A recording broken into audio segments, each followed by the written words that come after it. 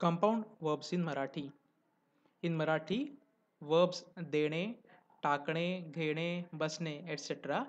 are used along with other verbs to emphasize the activity or specify subtly different shade of meaning. Let's see examples. First verb, टाकणे.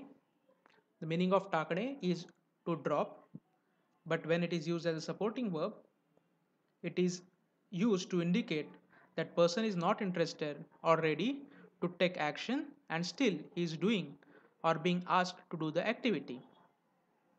Sentence structure is main verb plus un and then form of टाकणे.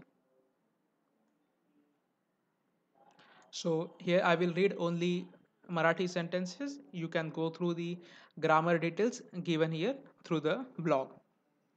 Conversation. Son says to mother, आई मी खूप दमलो आहे. मला अभ्यास करायचा नाही. Mother says, थोडासाच आहे. 10 मिनिटात संपून टाक आणि जा झोपायला. Do not hesitate, speak it out. संकोच करू नकोस, बोलून टाक. Nobody is looking at us, just do it. कोणी आपल्याकडे बघत नाहीये, करून टाक लवकर.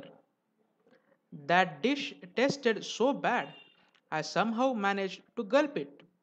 तो पदार्थ इतका घाणेरडा होता की मी कसा बसा गिळून टाकला. वर्ब देणे.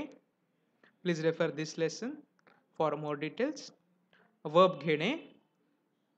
I will read Marathi sentences.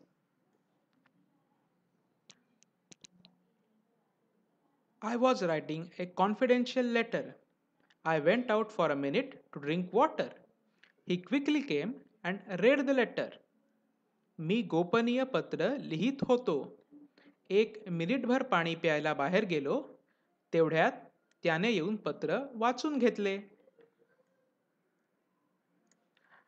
I am free now. Ask whatever you want to ask right now. मी आत्ता मोकळा आहे. तुला काय विचारायचे आहे ते आत्ताच विचारून घे. I owe you money. I am helpless. You may call me whatever you want. मी तुझं देणं लागतो. मी असहाय्य आहे. तुला हवं ते तू बोलून घे. Verb घेणे is also used to indicate notion of get it done by. So, get that work done by him. त्याच्याकडून काम करून घे. I made her take exercise every day. मी तिच्याकडून रोज व्यायाम करून घेतला. Verb काढणे. Examples. There were ink spots on shirt. I washed clothes very hard. शाईचे डाग पडले होते. मी कपडे धुवून काढले. The batsman hit the every ball of Nova's bowler very hard. फलंदाजाने नवशिक्या गोलंदाजाचा प्रत्येक बॉल फोडून काढला. बसणे. We'll say examples. I did not know he was your father. I just told him we drank liquor last night. मला माहीत नव्हतं की ते तुझे वडील आहेत. मी त्यांना सांगून बसलो की आपण काल दारू प्यायली. मला माहीत नव्हतं की ते तुझे वडील आहेत. मी त्यांना सांगून गेलो की आपण काल दारू प्यायली. Oh my God, what a terrible thing I have done. अरे देवा, हे मी काय करून बसलो. अरे देवा, हे मी काय करून गेलो. Other examples, it's also used to indicate other person has no option but to do the activity. I warned you many times, but you did not pay. You paid no heed. Now keep crying. मी तुला सूचना दिली होती, पण तू ऐकले नाहीस. आता रडत बस. I have hidden it in secret place. Now she will search it forever. मी ते एका गुप्त जागी लपवले आहे. आता ती ते कायम शोधत बसेल. आता ती कायम ते शोधत बसेल. राहणे.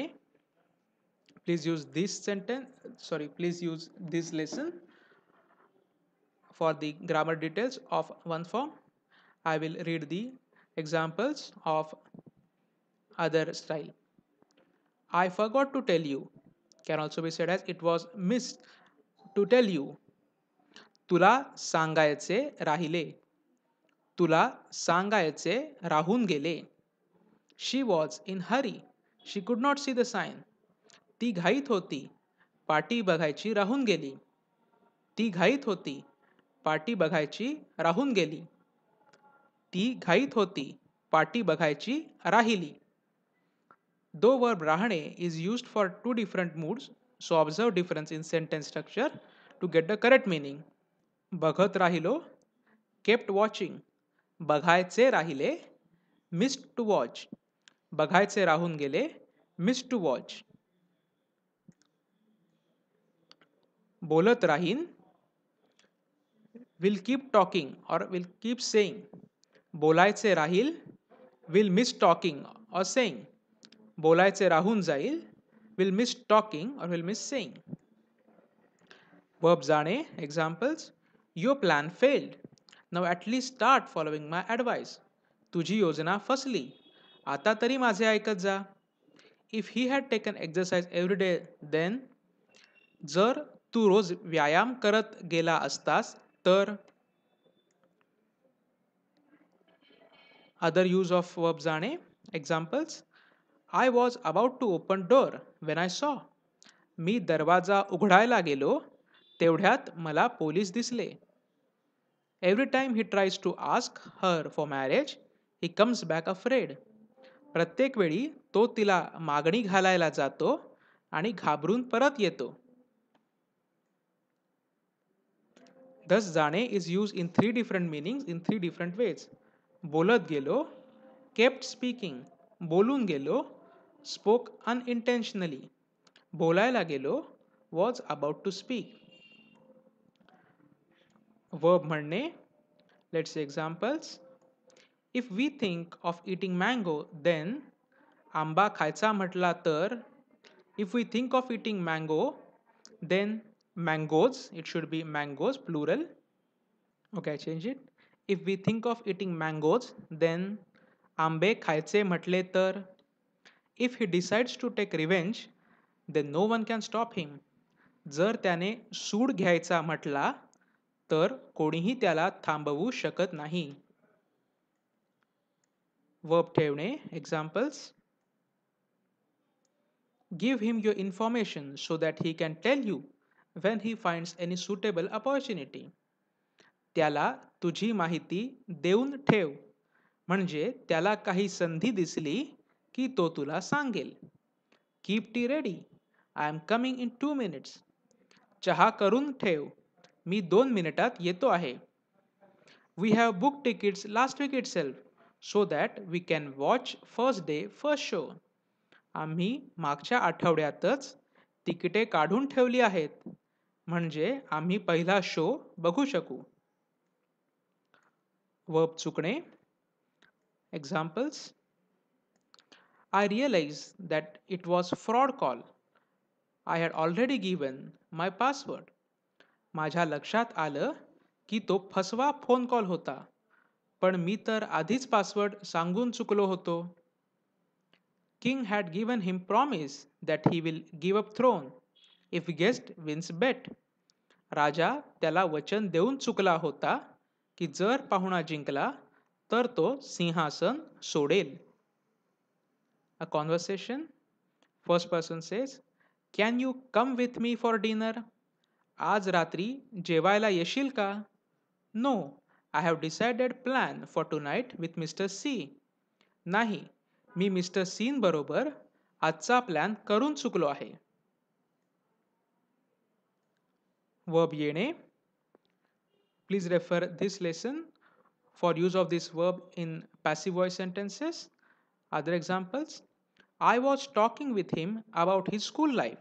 That time he happened to say that he was also from India. मी त्याच्याशी त्याच्या लहानपणाबद्दल बोलत होतो. तेव्हा त्याच्या बोलण्यात आले की तोही भारतामधील आहे. I am going to office when I happen